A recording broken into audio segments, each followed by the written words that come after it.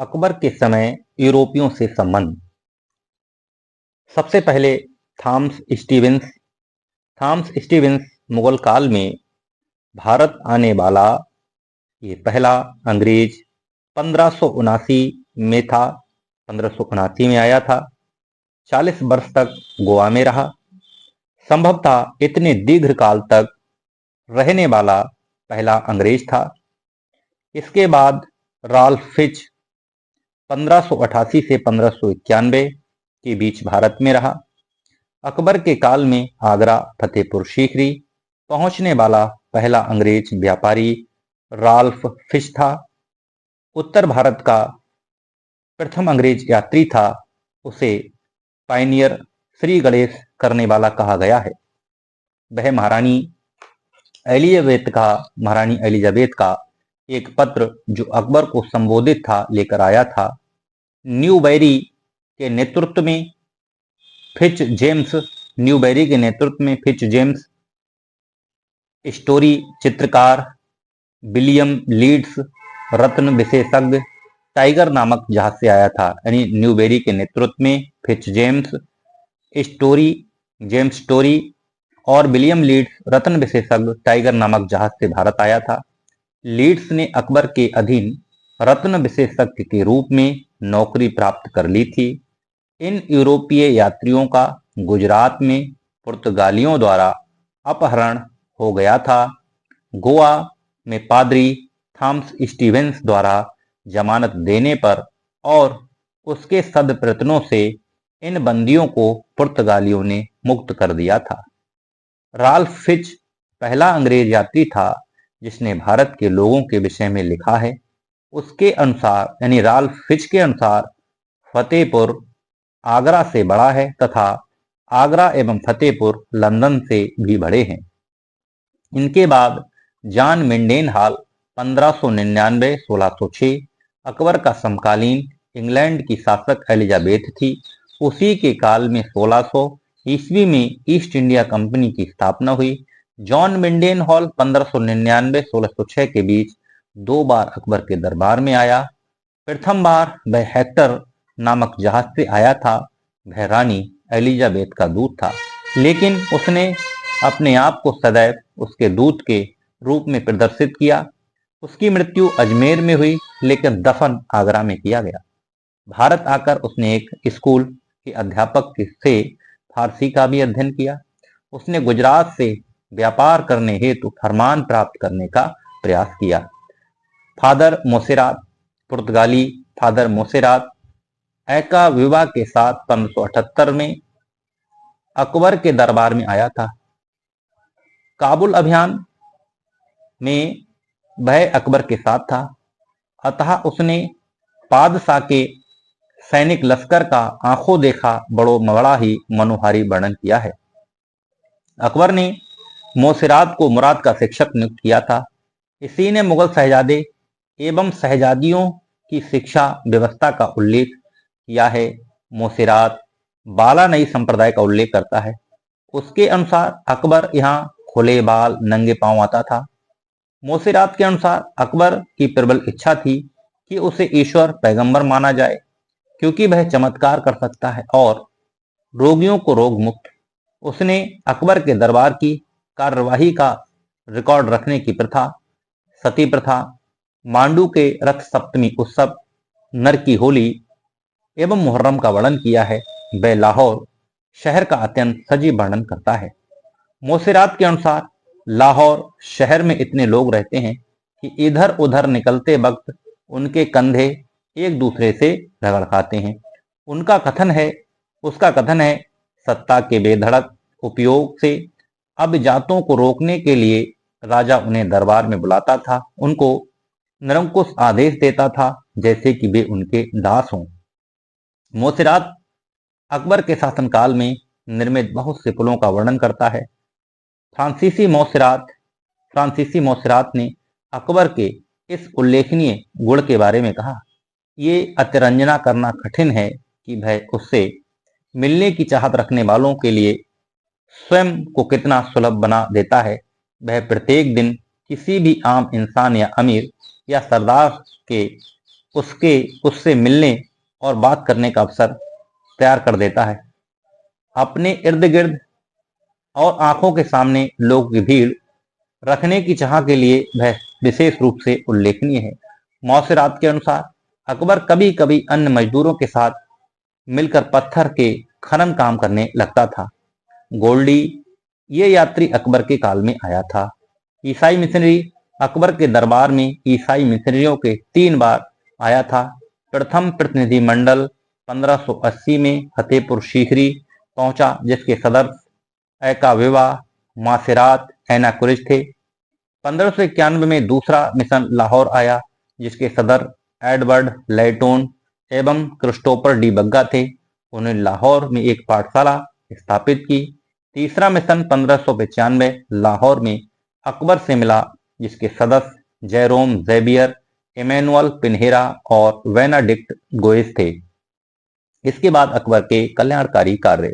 बदायूनी के अनुसार अकबर ने फतेहपुर सीकरी में हिंदुओं के लिए धर्मपुरा, मुसलमानों के लिए जोगीपुरा, क्रमशः खैरपुरा एवं जोगीपुरा भोजनालय केंद्रों का निर्माण कराया।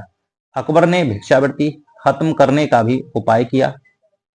अकबर ने विवाह की उम्र 16 वर्ष अकबर ने विवाह की उम्र लड़कों की 16 वर्ष, लड़कियों की 14 वर्ष निर्धारित की। अबुल फजल के अनुसार अकबर मध्यकालीन भारत का पहला शासक था जिसने विवाह की उम्र निर्धारित की। बाल विवाह यानी अकबर ने बाल विवाह रोकने हेतु तुरबेग नामक अधिकारी की नियुक्ति की। विवाहों का पंजीकरण करने के लिए कार्यालय खोला। अकबर ने मामूली दर पर विवाह कर लगाया।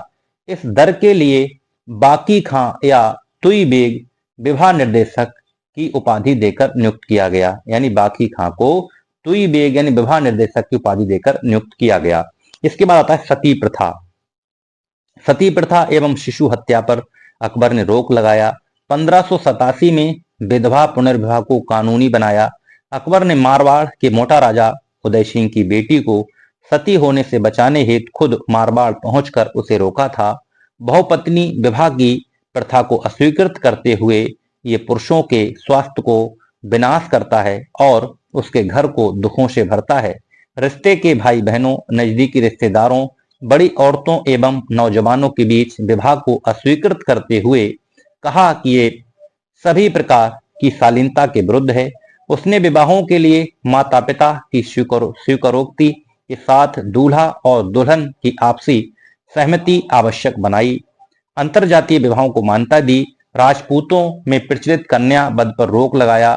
अकबर ने आदेश दिया हरम में निवास करने वाली बेगमों की नामों का उल्लेख सार्वजनिक रूप से नहीं किया जाए, अब तो उनके जन्म स्थान या शहर के आधारित किसी विश्लेषण के आधार पर नामकरण हो। अकबर ने आगरा में यमुना नदी के तट पर हरम की विधवा स्त्रियों, बेगमों, शहजादियों के लिए सोहागपुरा नामक पृथक स्थान का निर्माण कराया था। डच यात्री पेलसार्ट ने सोहागपुरा का उल्लेख किया है। उल्लेखनीय है कि बादशाह की विधवाओं ना तो पुनर्विवाह की अनुमति थी और ना ही सती होने की। यानी बादशाह की जो विधवाएं ना तो पुनर्विवाह की और ना ही सती होने की अनुमति थी। 12 वर्ष की आयु से पहले 22 वर्ष की आयु से पहले यानी 12 वर्ष की आयु से पहले खतना सुन्नत करने पर रोक लगाया। अकबर ने यह निर्दिष्ट किया कि सबको किस दिशा में लिटाया जाए। बदायूनी बताता है अकबर ने फतेहपुर सीकरी नगर के बाहर वैश्याओं के रहने हेतु शैतानपुरी बसाया था। अकबर ने नगरों में मदिरा का विक्रय तथा वैश्याओं का निवास निषिद्ध कर दिया था। उसने नियम भी बना दिया था कि इच्छुक व्यक्ति सरकारी अनुमति से वैश्याओं को अपनी अकबर ने नियम बना दिया था कि इच्छुक व्यक्ति सरकारी अनुमति से वैश्याओं को अपनी जीवन संगनी बना सकते थे। 1597 में उसने कश्मीर में 55 अन्यायपूर्ण जो प्रथाएं थीं उनका उन्मूलन किया। अकबर ने रविवार के दिन पशुवध पर रोक लगा दी थी। नंबर 5, अकबर ने टोडरमल से कहा, ईश्वर पूजा कमजोरों की देखभाल करने से श्रेष्ठ है। उसका मत था अहमदी कैस मोहम्मदी सिद्धांत से उत्तराधिकार में पुत्री को लघुतर हिस्सा मिलता है, यद्यपि वह बेहतर होगा कि कमजोर को बड़ा हिस्सा मिले। अकबर ने बेटी के लिए संपत्ति में बराबर हिस्से की बात की। शैक्षणिक सुधार की बात की जाए तो राष्ट्रीय भावनाओं को ध्यान में रखकर अकबर ने शैक्षणिक पाठ्यक्रमों का विस्तार किया।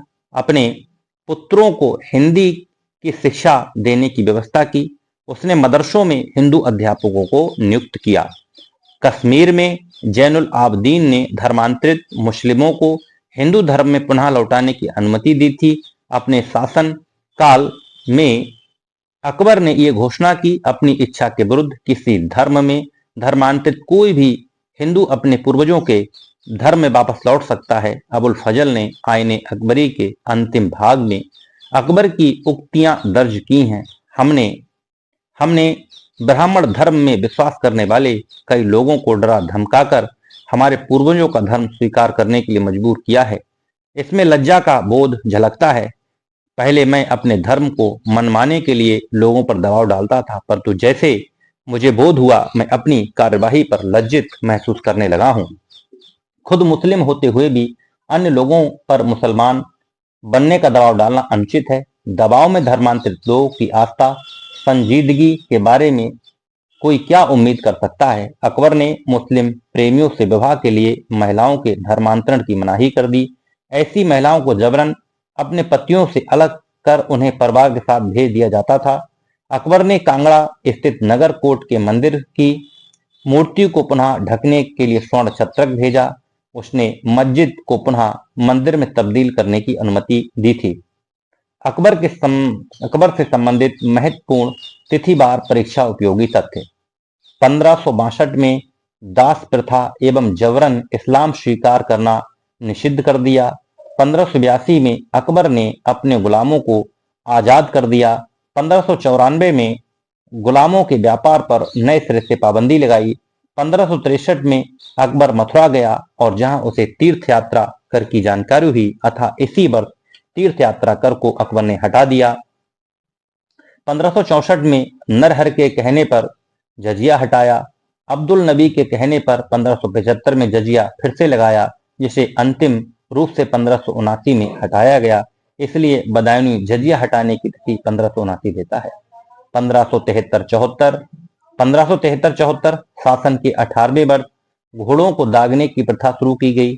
1574-75 साप्ताहिक रिकॉर्ड कार्यालय, शाही लेखागार, इतिहास लेखन विभाग फतेहपुर सीकरी में गठन किया।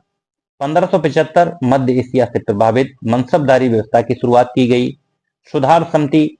अकबर ने 1575 में 4 सदस्यीय सुधार समिति का गठन किया। शाहबाज खां, आशफ खां द्वितीय और राय पुरुषोत्तम दास तथा राय रामदास इस समिति के सदस्य थे। 1577-78 सिजदा पैबोस जमी बोस की शुरुआत की। 1580 शासन के 24वें वर्ष साम्राज्य 12 प्रांतों में विभाजन किया। टोडरमल की आईने दहसाला की शुरुआत भी 1580 में हुई। 1583-84 इलाही या फसली संबत की शुरुआत की।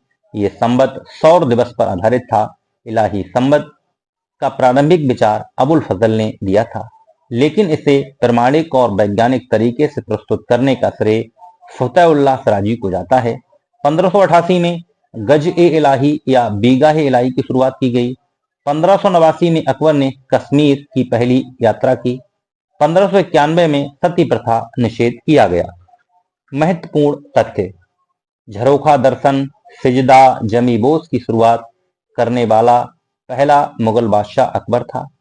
अकबर मुनीम खां को बैरम खां की तरह खान बाबा, बाबा मेरे पिता कहता था। देवी शेख ताजुद्दीन एवं यजद का मुल्ला अहमद मुल्ला मोहम्मद अकबर के सैन्य कक्ष के बाहर धार्मिक चर्चा करने वाले विद्वान थे। अकबर ने तैमूरी शासन मिर्जा सुलेमान को अपने दरबार में संरक्षण दिया। अकबर ही पहला मुगल बादशाह था जिसने मक्का मदीना को विजित करने हेतु उज्बेकिस्तान के शासक अब्दुल्ला खान उज्बेक से समझौता किया था। अकबर ने बेगमों के नामों का सार्वजनिक करने की प्रथा को समाप्त कर दिया। अकबर ने चौपड़ में गोटियों की जगह सजीव मानव का प्रयोग किया। इस खेल को चंडाल मंडल नाम से जाना जाता था। अब आइए जानते हैं अकबर के नवरत्न। राजा बीरबल, मूल नाम महेश दास, उपाधि कवि प्रिय। बीरबल ब्रह्म श्री ब्रह्म के नाम से कविताएं लिखते थे। यूसुफ जाइयों के विरुद्ध युद्ध करते हुए इनकी मृत्यु हुई। समुद्रगुप्त की प्रयाग प्रशस्ति पर भी बीरबल का लेख मिलता है। इसके बाद फैजी, दूसरे फैजी, उपाधि मलिक उस सोरा यानी कविराज। फैजी ही अकबर का भय नवरत्न था, जो कवि से दार्शनिक बन गया था। अपना नाम फयाजी कर लिया था। वह नल व दमन में इस परिवर्तन का कारण दैविक प्रेरणा बताता है। अकबर ने फैजी को राजकवि का पद, अनुवाद विभाग का तथा आगरा पुस्तकालय का अध्यक्ष बनाया था। अबुल फजल फैजी के विषय में लिखता है कि वह धन को निर्धनता उत्पन्न करने का साधन समझता है। यानी अबुल फजल फैजी के विषय में लिखता है कि वह धन को निर्धनता उत्पन्न करने का साधन समझता है। 1595 में फैजी की मृत्यु हो गई थी। इसके बाद तानसेन, ये तीसरा जो था तानसेन था। मूल नाम रामतनु पांडे। इस्लाम स्वीकार करने के बाद इसने अपना नाम मोहम्मद अता अली खान रखा पड़ा। उपाधि कंठाभरण बाड़ी बिलास, अकबर ने उपाधि दी थी। ग्वालियर, तानसेन का सत्तारी सिलसिले के मोहम्मद गौस का अनुयायी था। इन्हीं की प्रेरणा से इस्लाम धर्म स्वीकार किया था। उसने ईरानी संगीत की शिक्षा मोहम्मद गौस से ली थी। तानसेन वृंदावन के संत हरदास का शिष्य था। हरदास ही उसके मुख्य संगीत गुरु थे। तानसेन ने ग्वालियर में मानसिंह द्वारा स्थापित संगीत विद्यालय में शिक्षा ग्रहण की थी। अकबर ने 1563 में तानसेन को रीवा के या कालिंजर के राजा रामचंद्र के दरबार से लाने हेतु जलालुद्दीन कुर्ची को कालिंजर भेजा।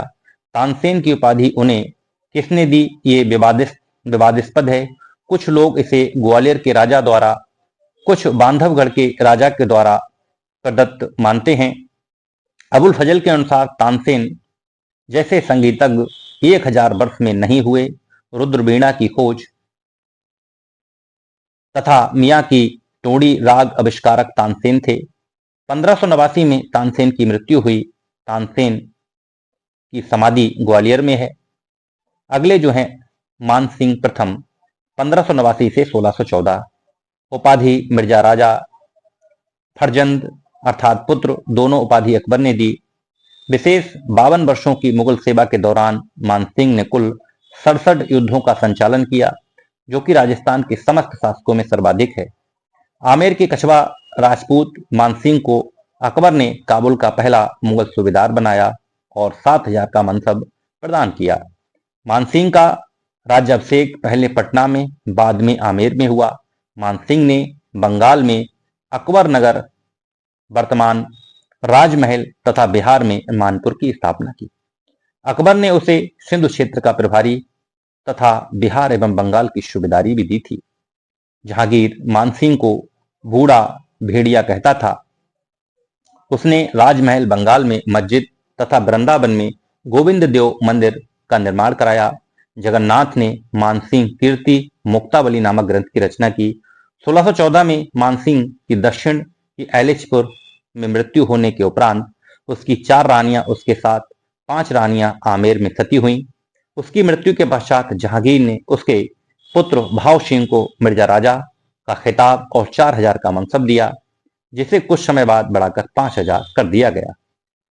इसके बाद अगला जो दरबारी था अब्दुल रहीम खान खाना, उपाधि खान खाना, अपने युग का बोझ, उपनाम रहीम। मकबरा दिल्ली के निजामुद्दीन बस्ती में। बैरम खां का पुत्र अब्दुल रहीम शस्त्र कलम दोनों का धनी था। रहीम के दोहे पूरे भारत में प्रसिद्ध हैं। रहीम उन लोगों को 10 रुपया प्रदान करते थे जो उनकी प्रशंसा में लिखता था। उन्होंने संस्कृत खेटू कोतुकम नामक ज्योतिष ग्रंथ की रचना की।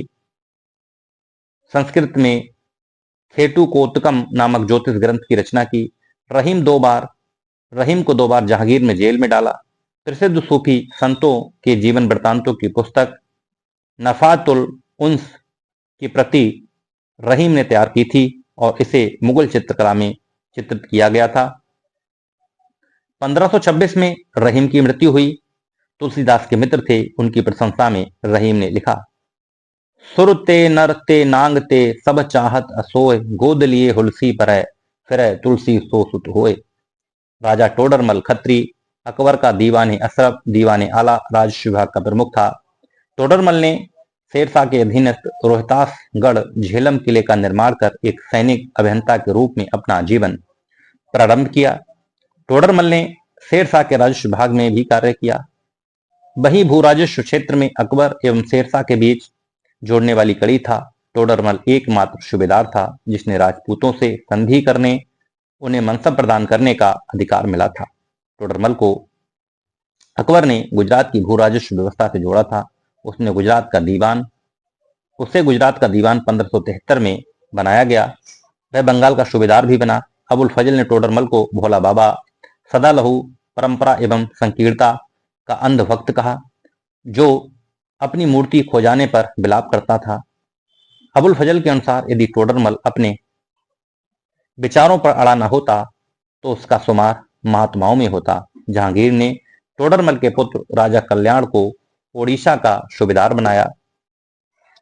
अकबर ने टोडरमल के संबंधी परमानंद को नौसेना में अध्यक्ष बनाया था।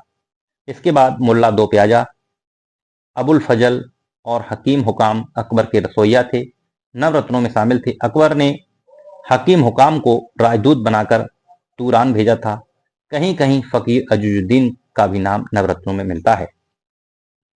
मीर फतेहुल्लाह सिराजी उपाधि आजाद उद्दौला, ये फारस का निवासी था, वैज्ञानिक और खगोल शास्त्री था।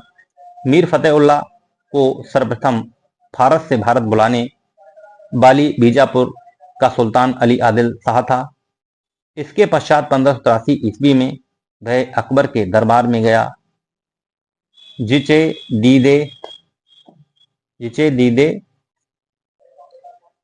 दीदे मिर्जाई की का फारसी में अनुवाद उसने किया।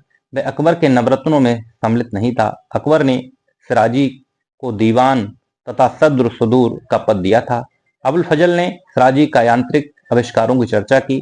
वैज्ञानिक एवं प्रमाणिक ढंग से इलाही सम्मत का निर्माण का श्रेय इसी को जाता है। उसने बंदूकों की नाल साफ करने की मशीनी यरघू का निर्माण किया। अकबर अक्सर इसे सैन्य सामग्री, गोला बारूद आदि के विषय में चर्चा करता था।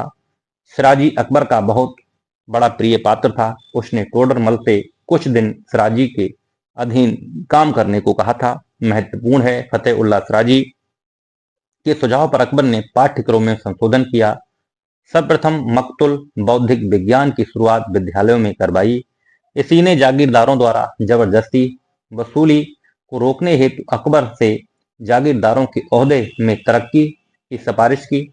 1588-89 ईस्वी में फतेहुल्लाह सिराजी की कश्मीर में मृत्यु हुई। उसकी मृत्यु पर दुखी होकर अकबर ने कहा, अगर फतेहुल्लाह सिराजी दासियों फिरंगियों के हाथ में पड़ जाता और मुझसे उसके बदले सारा खजाना मांगते, मैं खुशी खुशी वह सौदेबाजी कर लेता और सिराजी जैसा अमूल्य रत्न सस्ते में खरीद लेता। इसके बाद नीलकंठ उपाधि ज्योतिक राय अकबर ने उपाधि दी थी। पुस्तक ताजिक नीलकंठ और टोडरानंद। अकबर के दरबार के प्रसिद्ध ज्योतिषविद नीलकंठ ने सलीम की जन्म कुंडली बनाई थी।